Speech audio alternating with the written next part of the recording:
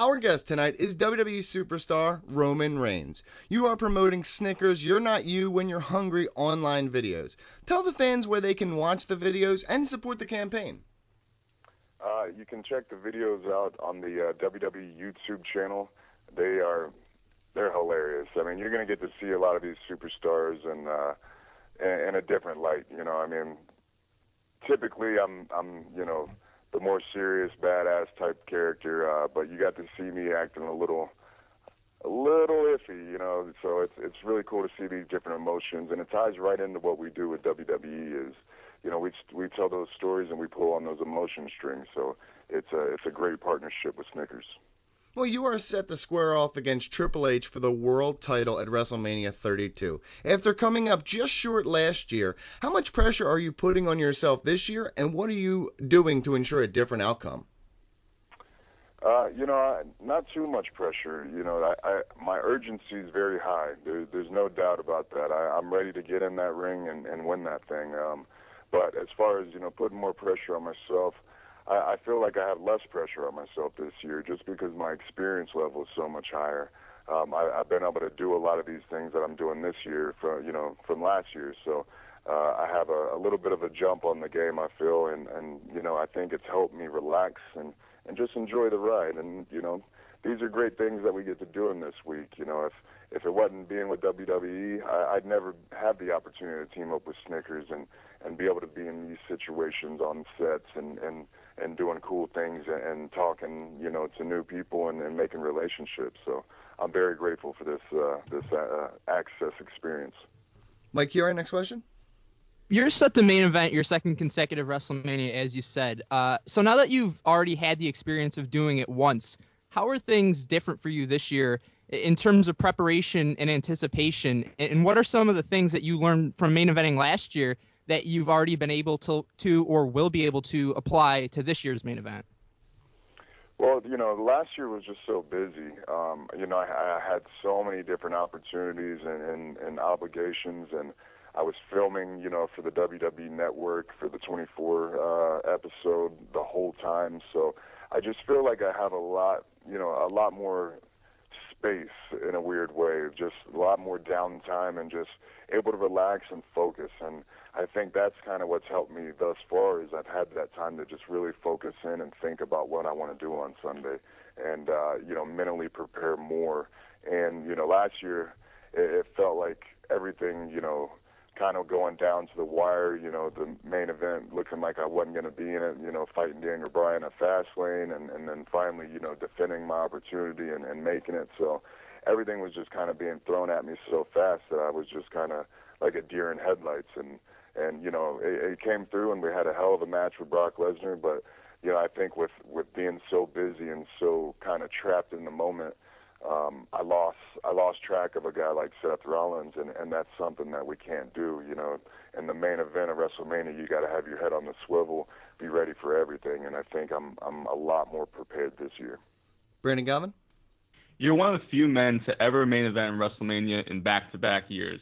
What does that honor mean to you, and what do you think you need to do on your end to secure a third straight main event spot at WrestleMania 33? Sometimes it's you know, I mean, like, I haven't really let that set in as much as I probably should have, because it just doesn't feel real.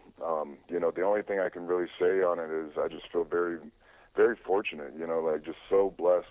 You know, these 2 years, I hope they're not the greatest years that I experienced in my life, but if they end up being, I cannot complain, because they've just been incredible, wild years.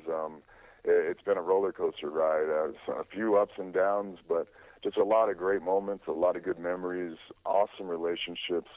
And I think for me to lock down another year like this, it just is all health. As long as I can stay healthy, as long as I can go in that ring and perform every single night, that's what I want to do. It's tough. It's very tough on your body. So the key is just to maintain, you know, the healthiest body that we can possibly keep. Mike Chiari?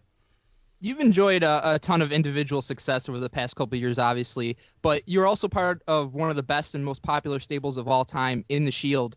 It seems like most groups inevitably get back together at some point in wrestling, but do you expect a Shield reunion down the line? And is that something that would even interest you now that you've established yourself so much as a top star individually?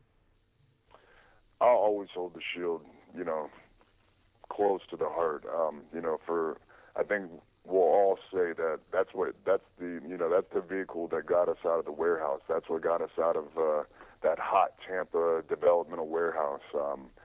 Many hours spent in there sweating trying to get to this point.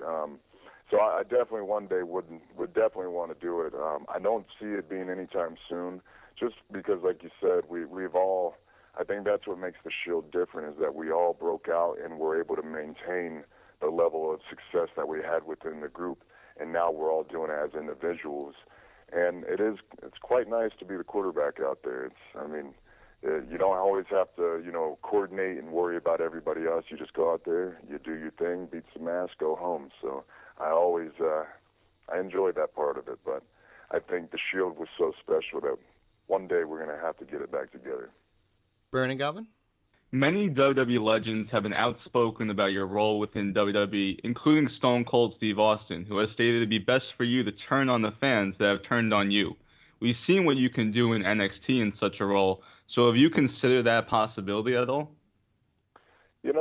I don't look at it necessarily as turning on the fans, because I don't think they turned on me. I still have a very large fan base, of supporters, people who dig everything that I do, who love my matches and who are entertained by my segments. So for me, I just think I need to stick to what I've been doing.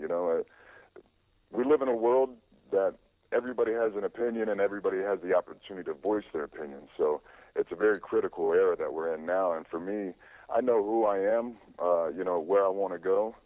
So I'm just going to stick to my guns and continue to do what I'm doing, because whatever it's doing, it's making for a loud reaction, and really that's all that matters. Well, you mentioned your love-hate relationship with the WWE Universe. Do the negative reactions impact you negatively or positively? And how do you think the fans in Dallas will react to you? I won't know, how they're going to be in Dallas until I start to hear the show. And then once I get out there, then I'll definitely know, and I'll be able to gauge all that. But that's the beauty of this, is it's changing on us and it's evolving. The crowds, the company, the business, the stories, everything is different now. So it makes for a great opportunity to become that much better of a performer when it is tough and there is a hard learning curve and it is intense and you have to have that urgency to learn.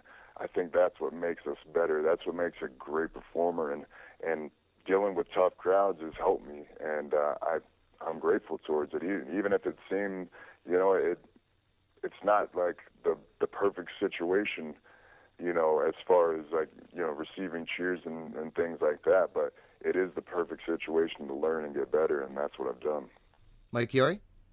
Over the past several weeks during the build to WrestleMania, it seems like you've taken on a completely serious persona, no nonsense, singularly focused on taking out Triple H and winning the world title.